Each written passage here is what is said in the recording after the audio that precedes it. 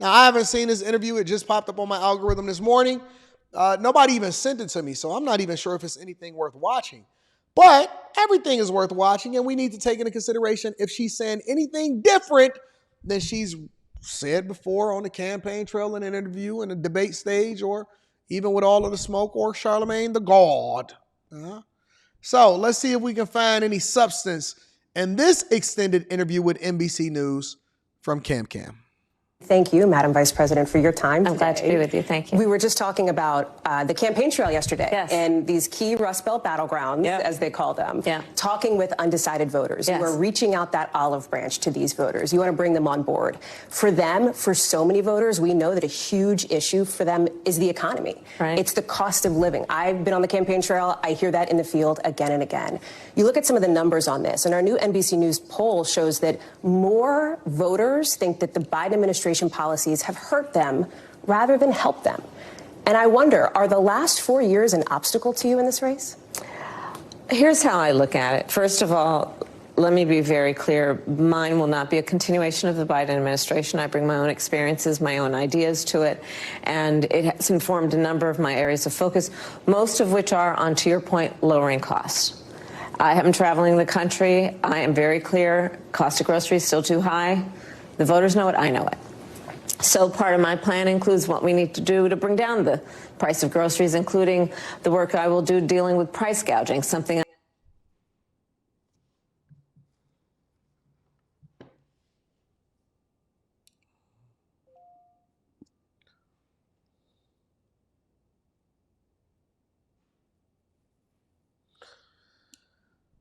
Let me put my predictive hat on.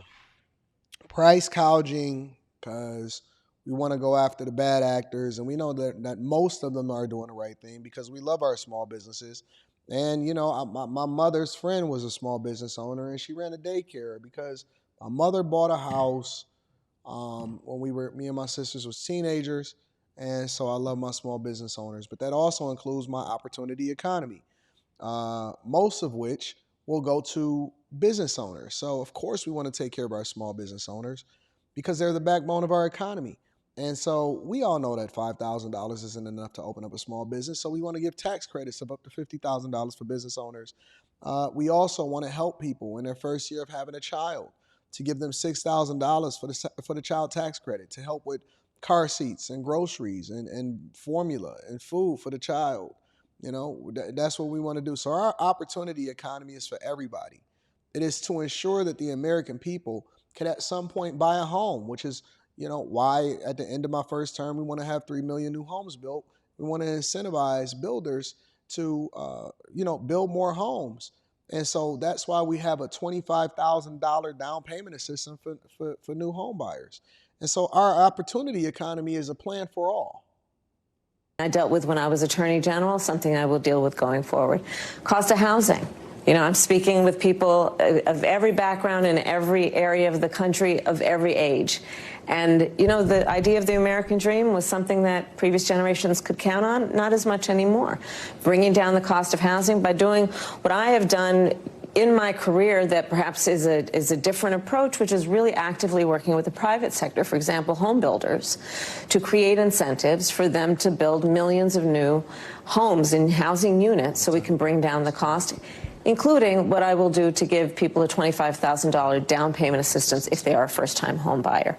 So these are examples. The example is what I'm going to do to expand the child tax credit because, listen, young parents in particular, they need help.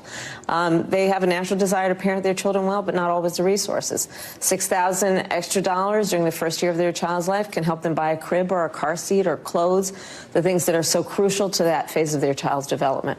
So my plans and my policies are really directed at exactly your point, doing what we must do to bring down the cost of living, but also to help people not just get by, but get ahead. And I'm proud to report to you that economists from Nobel laureates to Goldman Sachs have reviewed my economic plan versus Donald Trump's, and in comparison have found that my plans will strengthen America's economy. His plans will weaken America's economy. Then why do you think that's not landing with voters? Because in the numbers, it's the opposite. Former President Trump leads you on this issue. Well, when I'm out, this is why I'm going out to Wisconsin, Pennsylvania, and Michigan. Yeah. Excuse me, just got in late this morning, actually. But going to 3 states yesterday, and I'm going to continue being on the road. I have to earn the vote. And it means sharing with folks my plan, but also offering them what objective analysts have shown to be the contrast between me and Donald Trump. My plans are focused on working people, the middle class, and what we must do to strengthen hardworking people to be able to do what they I wonder if she's going to mention the term opportunity economy.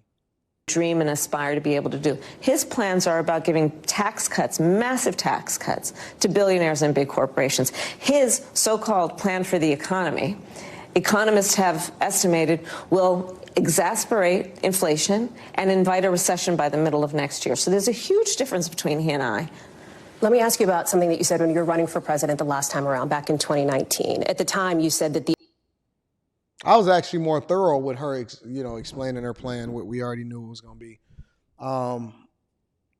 Somehow these reporters, they got to rephrase the question. They got to redirect her. They got to hit her with something, ooh-op shebang, something new. Because we've heard all this. We've heard this 1,000 different times. The elephant in the room was whether the country was ready for a woman and a woman of color to be president. So let me ask you, as you sit here today, do you think the country is ready now for a woman and a woman of color to be president? Absolutely. Absolutely. And I am saying that in terms of every walk of life of our country. I think part of what is important in this election is really not only turning the page, but closing the page and the chapter on an era that suggests that Americans are divided. Have y'all noticed something? If you look at the bottom of your screen, it says 2155. 2155. What did I say?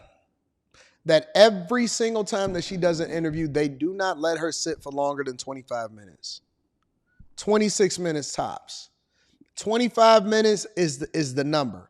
Her people, they have studied, they have trained her how to communicate long enough to word salad her way through to the end of the interview without it having too many hiccups. They do not let her sit for any longer than 25 minutes. That is the standard. That is the standard when it comes to Kamala Harris being able to do an interview. It is a strategic time. It works. It works. It works. It works. There is a strategy to this 10 times out of 10.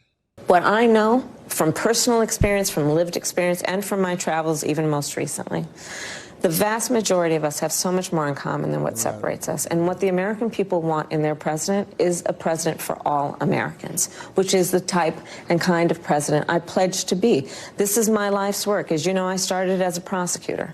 I never asked, are you Democrat or Republican? I always ask if you are okay.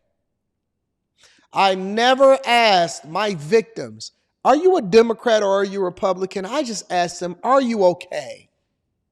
Victim of crime, a witness to crime, are you a Republican or Democrat? The only thing I ever ask them is, are you okay?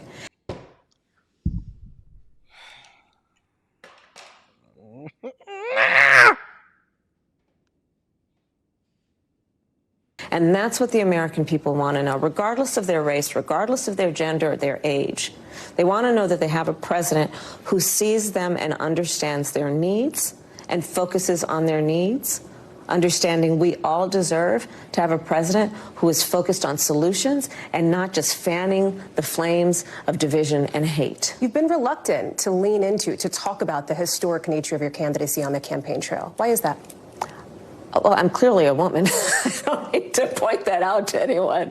The point that most people really care about is, can you do the job? And do you have a plan to actually focus on them? I hear you on that. That is why I spend the majority of my time listening and then addressing the concerns, the challenges, the dreams, the ambitions, and the aspirations of the American people. They deserve to have a president who's focused on them, as opposed to a Donald Trump who's constantly focused on himself. I think that's part of why people are exhausted with Donald Trump and his approach, because it's all about himself and his personal grievances. And not about the American people, not about how are you going to help families, how are you going to help small businesses, how are you going to strengthen our economy.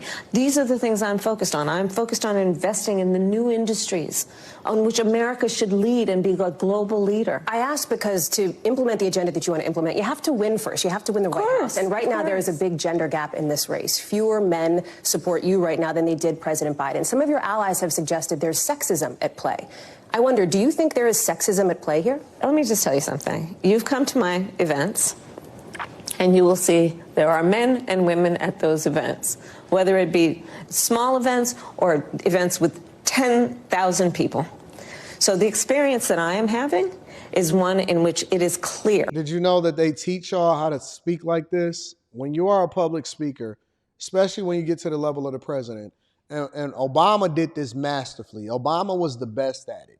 He was really great at being able to communicate effectively with the people back then. He's a little rusty now. So now, as you'll see in the next segment, he's over there singing to Eminem, "Lose yourself in the music, the moment. You own it. You should have never let it go."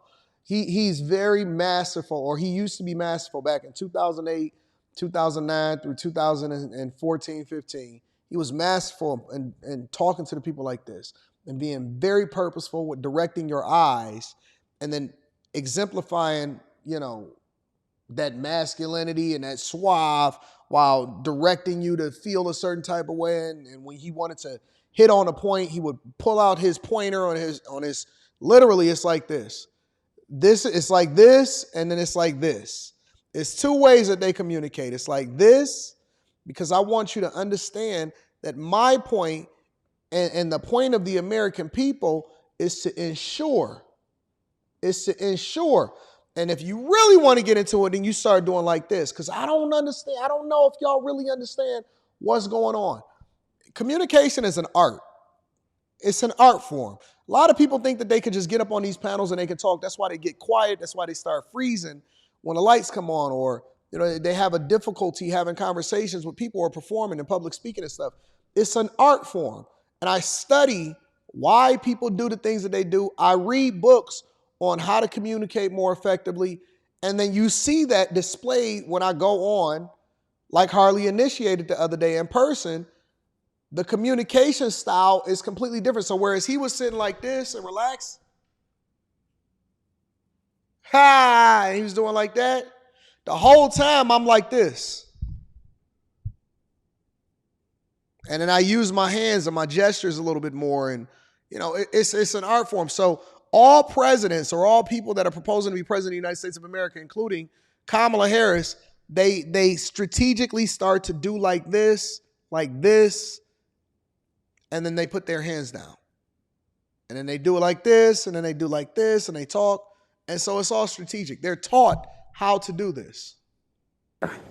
That regardless of someone's gender, they want to know that their president has a plan to lower cost, that their president has a plan to secure America in the context of our position around the world. They want a president of the United States who honors our military, who understands the importance of America's leadership around international rules and norms. And that is regardless of gender. So and that is how I will lead. Do you not see sexism as a factor in this race at all? I don't think of it that way. My challenge is the challenge of making sure I can talk with and listen to as many voters as possible and earn their vote. Look at her hands. I will never assume. Look how she breaks out. Anyone in our country should. I will listen to that way. My challenge is the challenge of making sure I can talk with and listen to as many voters as possible and earn their vote. Every time. Every single time. Go one hand, two hands, point, put your hands down. Okay?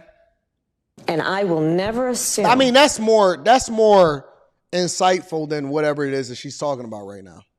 That anyone in our country should elect a leader based on their gender or their race. Instead, that leader needs to earn the vote based on substance and what they will do to address challenges and to inspire people to know that their aspirations and their ambitions can and will be achieved through the opportunity to do that. Some of those voters that I spoke with at some of the events yesterday, for example, talked about they were there to support you, but also your agenda when it comes to reproductive rights and abortion access. And you have cast this as a matter of literal life and death, as an urgent priority here. If you win, it is entirely possible that Congress will be controlled by Republicans. So what specific concessions would you be willing to make in order to get something done on abortion access as soon as possible? Well, first of all, look at what has happened since the Dobbs decision came down, a decision that is a direct result of the fact that Donald Trump hand-selected 3 members of the United States Supreme Court with the intention they would undo the protections of Roe. They did as he intended, and now in 20 states we have Trump abortion bans, which some make no exception for rape or incest, which criminalize health care providers in a state like Texas, prison for life for doctors and nurses if they provide reproductive care. And where we have seen this issue on the ballot... And let's be clear. When they say reproductive care, that means the elimination of babies, okay? So they like to put a sweet term on it, and it eliminates reproductive care. No, it doesn't eliminate reproductive care, because caring for something that you're producing is productive. You know what I'm saying? So it doesn't eliminate reproductive care. It eliminates the elimination of unwanted pregnancies. And it was funny because Carrie last night, and then Rita confirmed it also, that when they were growing up, they never seen, or every single woman that they've ever encountered as they grew up as women, every last one of them at some point had a deletion of a baby. And they were using it as a form of contraception. To your point about elections, from red states to blue states, when freedom is on the ballot, the American people vote for freedom, regardless of the party they are registered to vote with. We have seen that. And I know that there are members of the United States Congress who are well aware that their constituents are in favor of the very fundamental principle that a woman should be able to make decisions about her own body and not have... The question was, because I know y'all get caught up in a word salad, what concessions are you willing to make in order to push back through Roe v. Wade, or the ability for the federal government to oversee what women can and can't do with their bodies? That was it. She's not answering the question. For government, tell her what to do. So is a question of pragmatism then, what concessions would be on the table? Religious exemptions, for example, is that something that you would consider? I don't think we should be making concessions when we're talking about a fundamental freedom to make decisions about your own body. To Republicans like, for example, Susan Collins, Lisa Murkowski, who would back something like this on a Democratic agenda if, in fact, Republicans control Congress, would you offer them an olive branch, or is that off the table? Is that not an option for you? I'm not going to engage in hypotheticals, because we can go on with a variety of scenarios. Let's just start with a fundamental fact. A basic freedom has been taken from the women of America. Y'all should read. No, don't read it.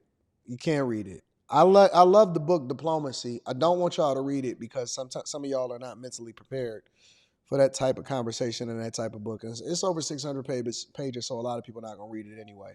But again, if the Congress...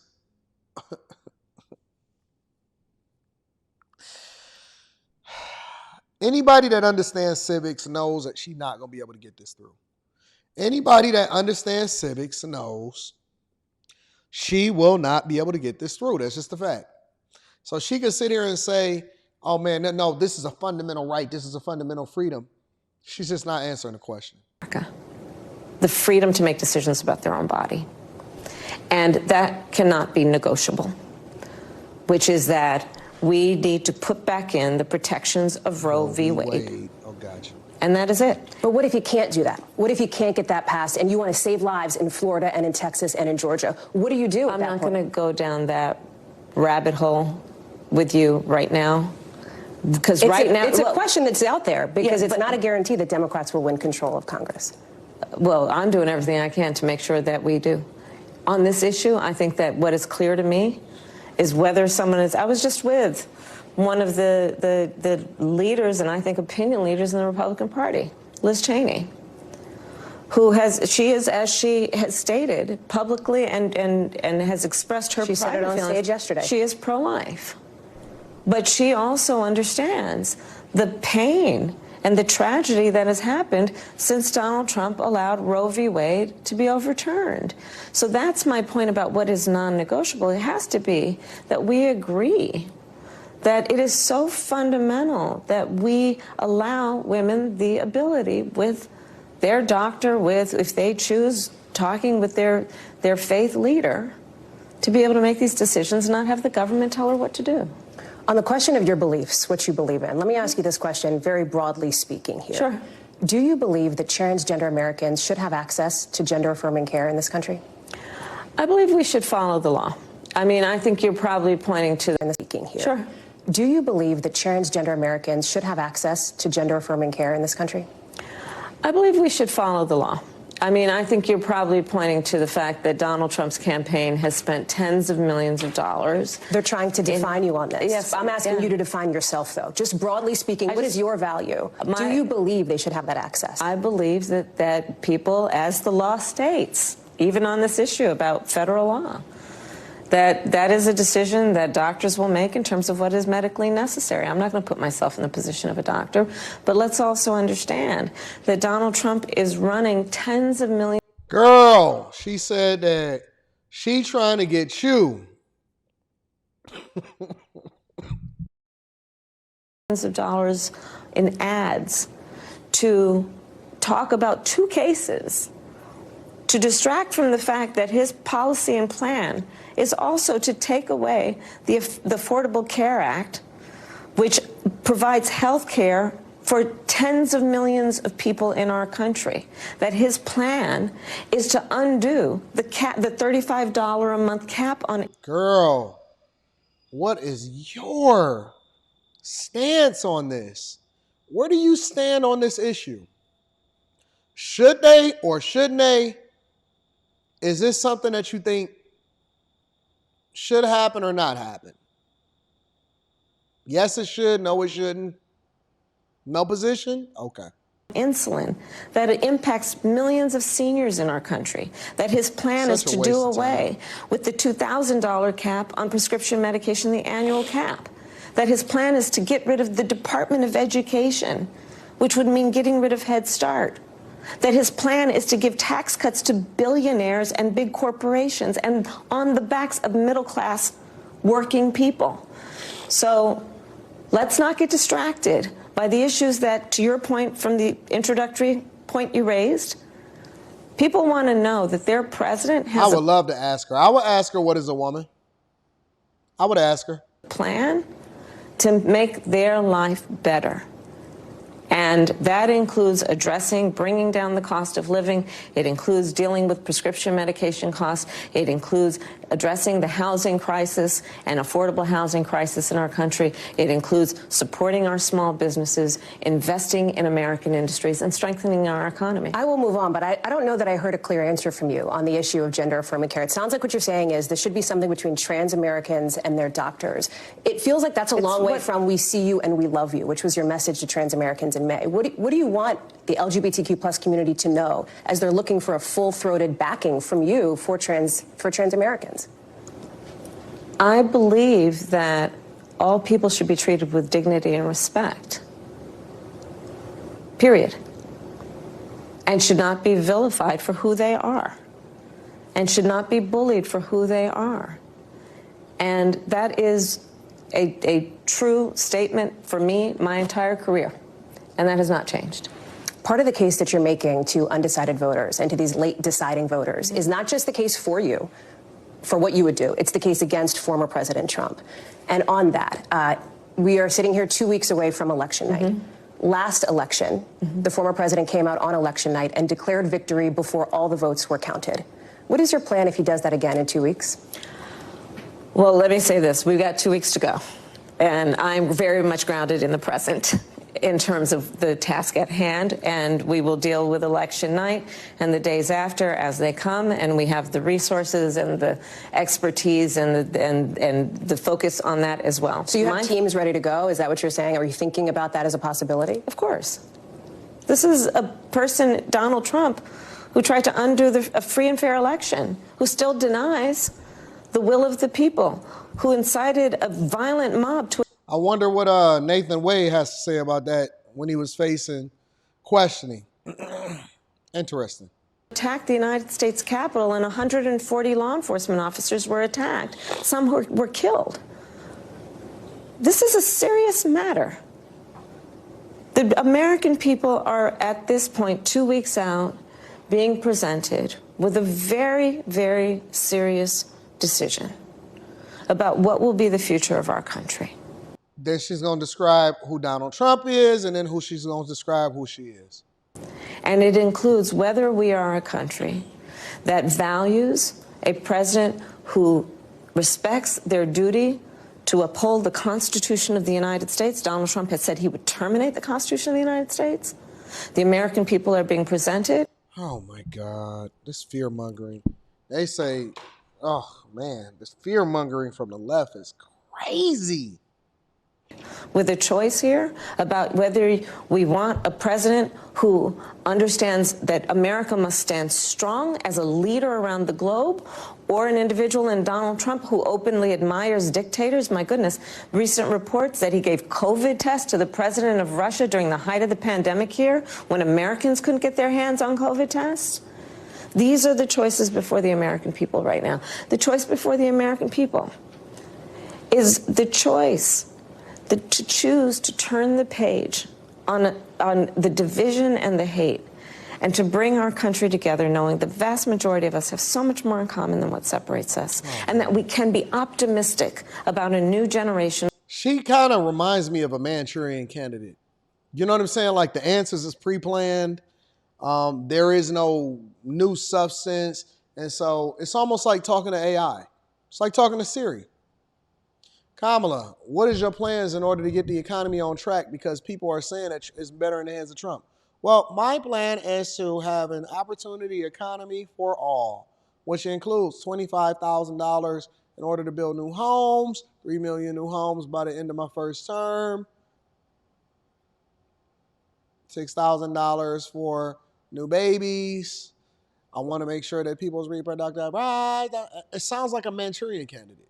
Of leadership that is focused on what we have yet to achieve, to uplifting the American people.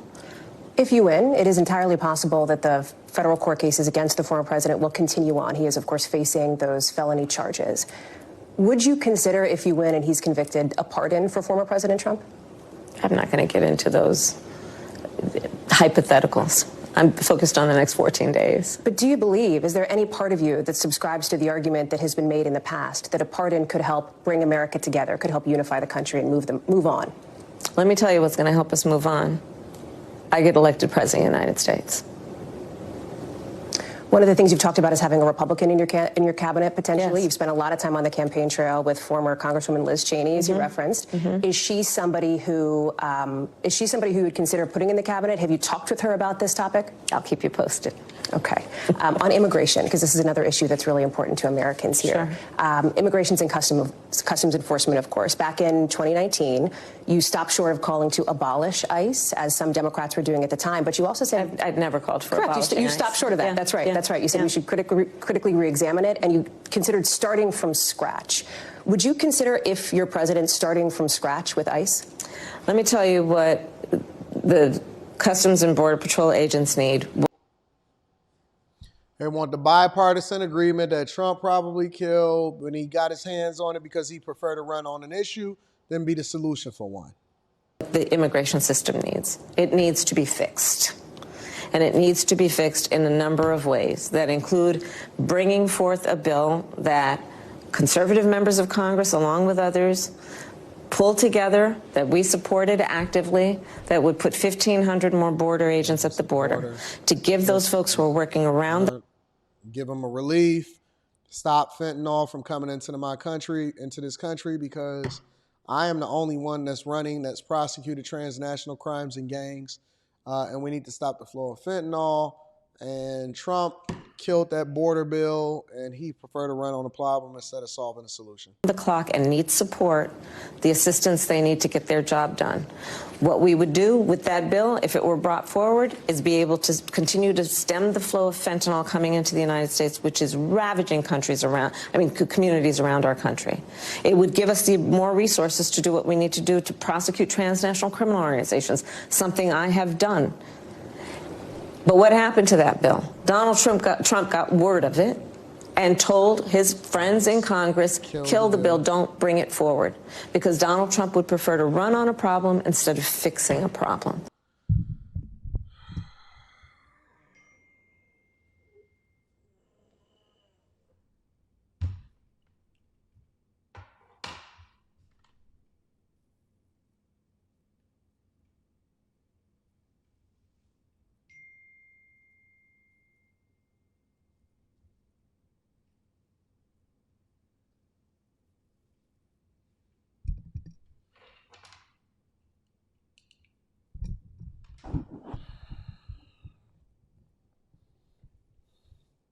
And again, in this election, there are two very different choices.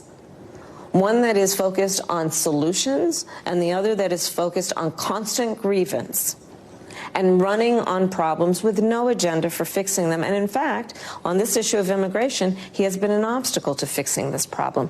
My proposal includes strengthening what we must do to ensure that we have an orderly and humane immigration system and that we fix what has been broken for a long time. It has transcended administrations, and it needs to be fixed.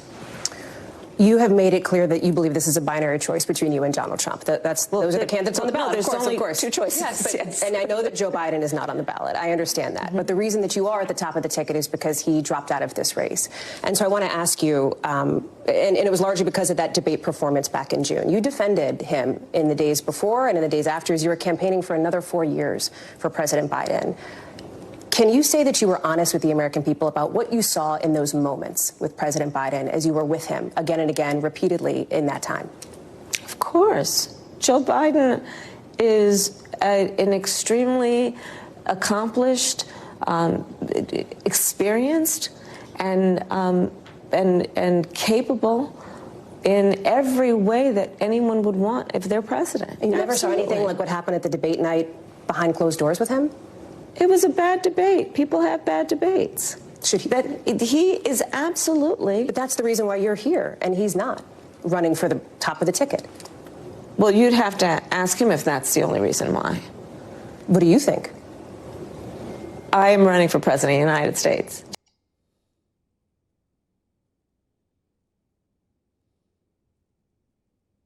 She don't want to be looked at as a DEI candidate. She don't want to be looked at, and listen, I get it. You don't want to be looked at as a DEI candidate. You gave us, they gave you to us. I got you. I got you. You don't want to be looked at as a DEI candidate. I got Joe you. Biden is not. And my presidency will be about bringing a new generation of leadership to America that is focused on the work that we need to do to invest in the ambitions and aspirations of the American people. It's a judgment question. That's why I ask. Can the American people trust you in these moments, even when it's maybe uncomfortable for Americans to level with Americans in that way? So that's why I ask. And it sounds like what you're saying is you feel like you never saw anything like that from President Biden. I have worked with Joe Biden, hours and hours and hours over these 4 years, whether it be in the Situation Room or the Oval Office. Joe Biden is the one who was able to bring NATO together during a crisis. She don't even know how to put together coherent sentences without stumbling over her words. This is a lie if I've never seen it before in my life. Where for the first time in 70 years, Europe saw and has seen war. Joe Biden has done the work that has been about being a leader on what we have done to fix so much of what has been broken in terms of the economy because of Donald Trump's mismanagement. I speak with not only sincerity, but with a real firsthand account of watching him do this work. I have no reluctance in saying that. No, of course I don't. Madam Vice President, thank you for your time. Thank you. Appreciate you. It's exhausting. That was the longest 21 minutes in my entire life, but we got through it. We got through it.